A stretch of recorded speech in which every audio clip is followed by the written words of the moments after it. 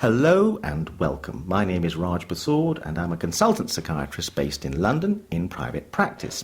And today we're going to be talking about tasers and tasering. And to that effect, we're joined by Adam Smith and Matthew Fox, who are both police officers in the Firearms Command. And also in the room, but who won't be taking part in the interview, is Inspector Philip Moore, who's in charge of the Firearms and Taser Unit, Public Engagement Unit. I said that the Inspector, Philip Moore, is in the room, a bit like we were conducting a proper police interview, where you have to say who else is in the room. But I won't be cautioning Adam and Matthew before we begin talking to them. So let me start by asking the first question, which is, who carries tasers? Hi, good morning.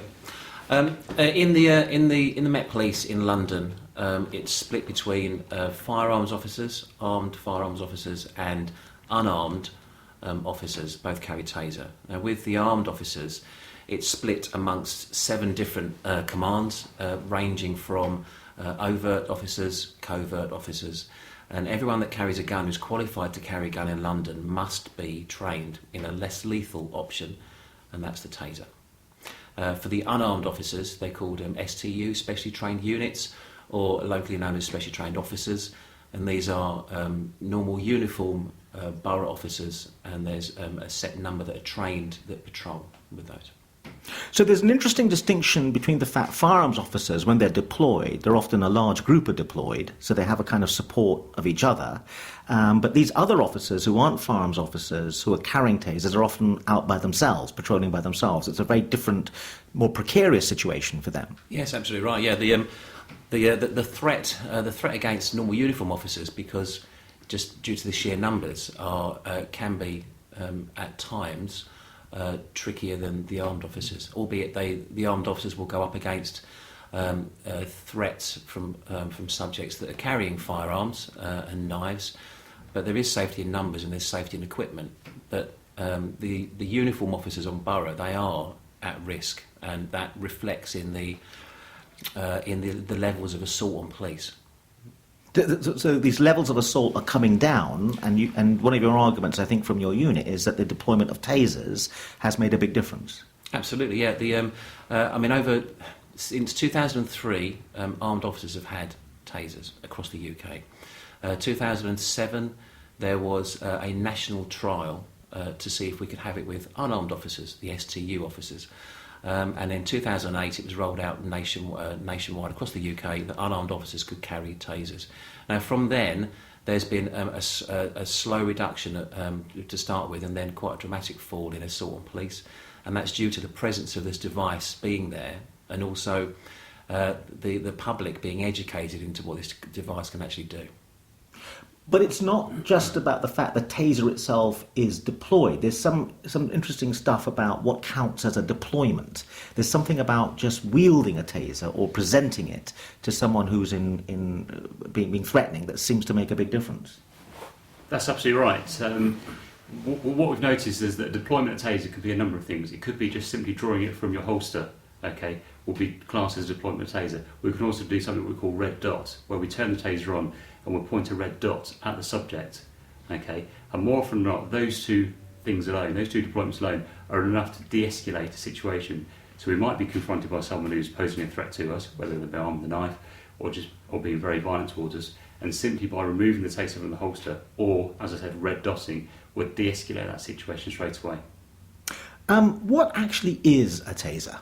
A taser is a conducted energy device. It delivers a current through a person's body, okay, and that current passing through the body causes what we call neuromuscular incapacitation. So it interferes with the messages being sent from the brain to the person's muscles, okay, and that causes what we call a pliant state. So it means that the person hasn't got control over the muscles of their body.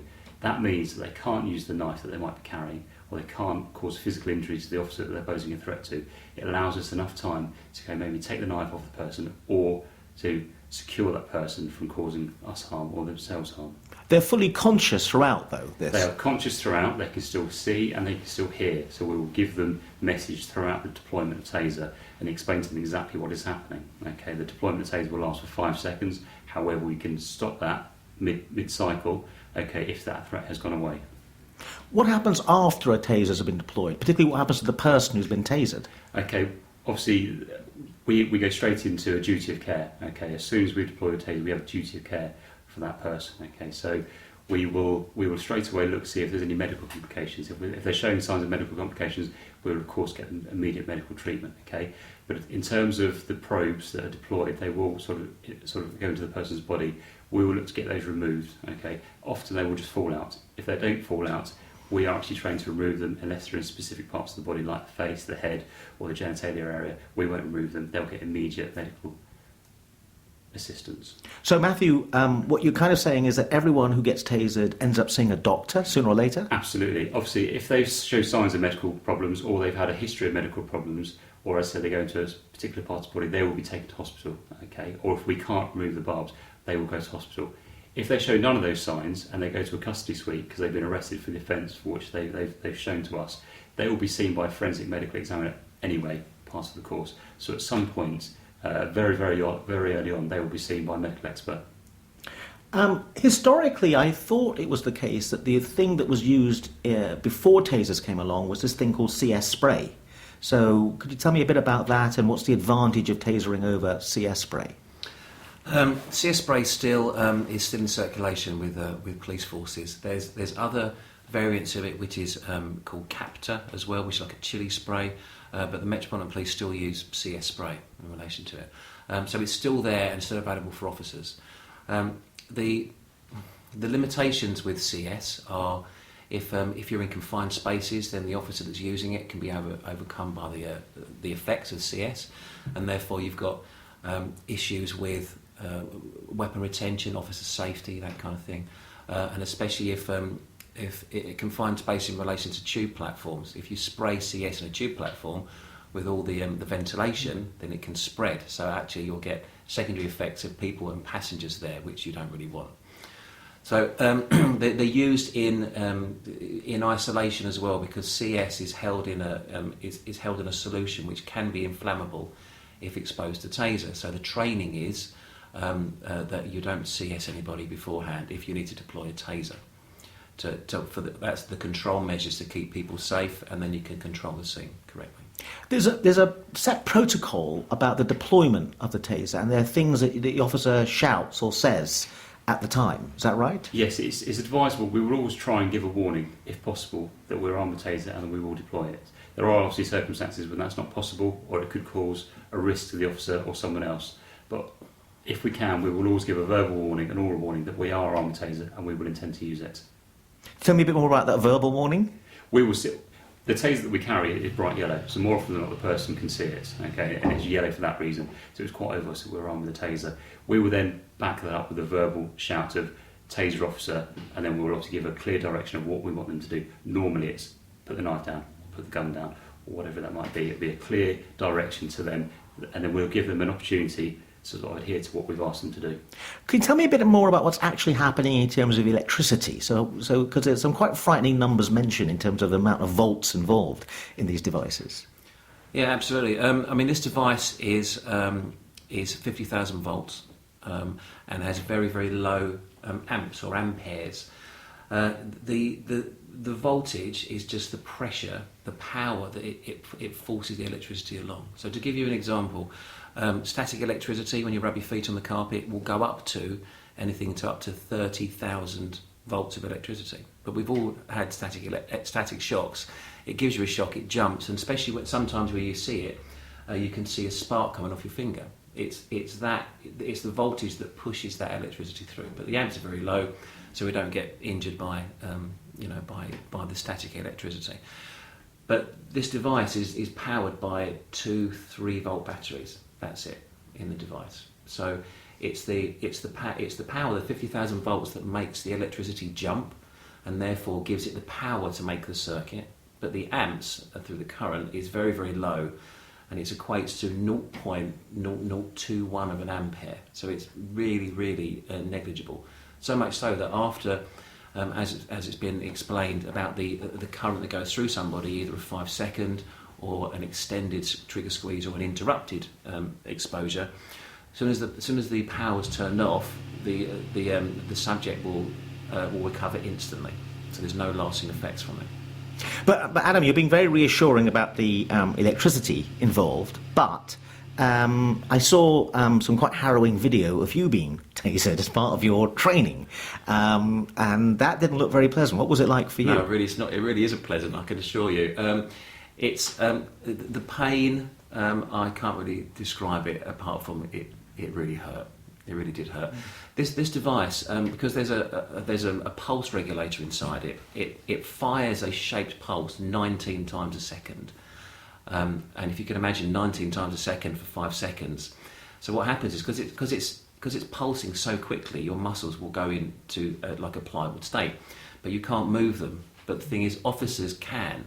So if you've got a particularly violent subject who's fighting you and you've deployed the taser on them, and it's achieved, as we mentioned before, NMI, neuromuscular incapacitation, this individual won't be able to move for themselves, but we can move their arms for them. That doesn't lock it so much that they can't move, like cramp. It means that they're pulsing so quickly they can't move themselves. So if we had a violent subject and every time the taser was turned off they wanted to fight again, we can do what's called cuffing under power or retention under power, which basically means during the 5-second cycle, officers can move forward to the subject, clear any weapons that they have, and then grab their arms and then safely put them in handcuffs without this individual actually hurting the officers or themselves in relation to it.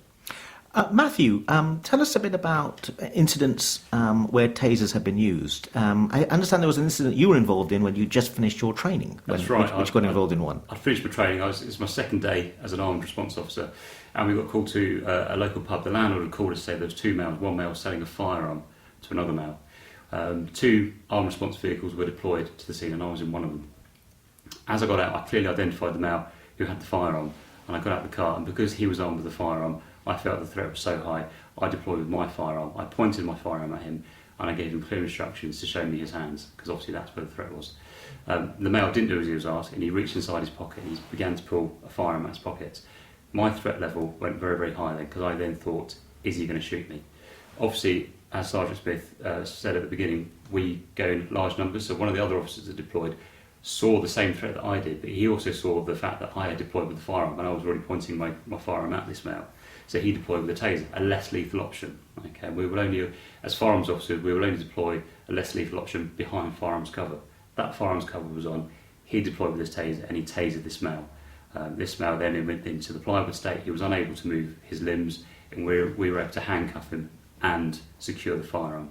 Had we not had taser there, had he drawn that firearm, there is a possibility I would have shot that male. So in that respect, taser was a very, very good thing. But it's not just preventing the deployment of weapons like guns. It's also seeming to have a big impact on people, the police being stabbed or assaulted. Yes, I mean, more officers now are carrying taser. The specially trained units, the unarmed officers on the streets of London are carrying tasers. As a result, we're seeing a lot less injuries towards police officers. Okay, because taser is yellow, people see it very early on, and it is a deterrent. People see taser, and as Sergeant Smith alluded to, it is quite painful. Nobody wants to get tasered. So we're often coming against violent individuals who may be armed with a knife, who may not be, just be violent. Okay, and as soon as they see the taser, as soon as they see it drawn, okay, they are immediately de-escalating their violence towards us, and it's enabling us to deal with them in a far more controlled manner. It's causing less injuries to the subject, because we're not having to resort to our other options, which are maybe CS or ASP, but it's also creating less injuries to the officers having to deal with these individuals. That can only be a good thing. The press are quite interested by tasers, and I thought I read a figure somewhere that the Met deployed the taser, or the figure that's quoted in the press, something like over 2,000 times. That's correct. In the last year. But there's a dramatically different number for the actual number of times the taser was actually fired. That's right. And often the press will, just to create a good story, will tell the people that last year the Met deployed taser over 2,000 times. Now, as I said at the beginning, there's lots of different ways in which taser can be deployed. If I remove my taser from the holster, that alone is a deployment of taser. I haven't turned it on, I haven't pointed it. If there are 2 officers faced with the same threat and they both draw their taser, that goes down as 2 deployments of taser, yet neither one of them has actually fired it. Okay, now all officers, taser officers, will go in at least pairs, you're always going to have 2 deployments. The number of times it was actually fired in London last year was, I believe, it was 269 times. It was actually fired. and used on a person. So you can see the difference between 269 and over 2,000. But of course, that doesn't tell a good story. Now, after a taser has been deployed, in terms of police procedure, what happens next? Once it's fired, there's it goes into post procedure in relation to it. So there's immediate aftercare to the individual it's been used upon. If, as we just discussed, if only the presence of the device has subdued the individual, then there's no need to give any medical care because it hasn't been deployed on them. But if it's fired in, if the device is fired, the air cartridge is on there, and the probes stick into this person, then ultimately there needs to be immediate medical care. So straight away, before anything of that happens, the threat has to be dealt with. Because the whole reason that the taser is deployed onto somebody is because they're posing such a serious threat to the officers that there's going to be a severe likelihood of injury. So straight away the threat is, once the threat's disappeared and the individual is then handcuffed, or depending on the situation they may not be handcuffed, but the threat has then vanished, then straight away into medical care. So if the probes are stuck in any delicate areas, as mentioned before, they won't be taken out by us. That, as we mentioned before, they'll be seen by a doctor as well once they go back to the custody suite. But also for post-investigation, because this becomes evidence. Because when an individual is arrested, all this is part of the investigation. So the cartridge is saved, the probes that have been taken out of the individual are saved. Inside the cartridge, there's tiny little discs called ID discs, which has a serial number on it. And that, when you fire it, they spray across the scene to mark the scene where the taser's been discharged. So all these things that have this evidential value, and also this clear transparency in relation to when it's being used, and also so we're accountable for it, and also so we can put the whole evidence together in relation to post-investigation inquiries. So what would you say, Adam and Matthew, are the biggest mistakes the public make about tasers in terms of when they hear about it? Is a mistake they think it's like much more dangerous than it really is, or they think the police are trigger happy and are out there firing them away at the drop of a hat? What's the biggest misunderstanding around taser usage, would you say? I've been to lots of community events and spoken to a lot of members of the community about taser, and there was a mistake that they were thinking that we were tasering far more people than we actually are, and that's when I started talking about deployments of taser. People were thinking that we were tasering a lot of people, and they take that 2,000 deployments and think that we have actually tasered 2,000 people, or 5 a day, as it was recently reported. We're not. That's a deployment. And when we start talking to members of the community about what a deployment is, okay, and then we look at alternatives. As a firearms officer, it's the use of a firearm, or as an unarmed officer, it's the use of an ASP. And we start looking at the number of injuries to the subjects and injuries to the officers using it, confidence actually went up. Okay, people were more confident in the police use of taser because they were getting the true facts. And I think that was very important.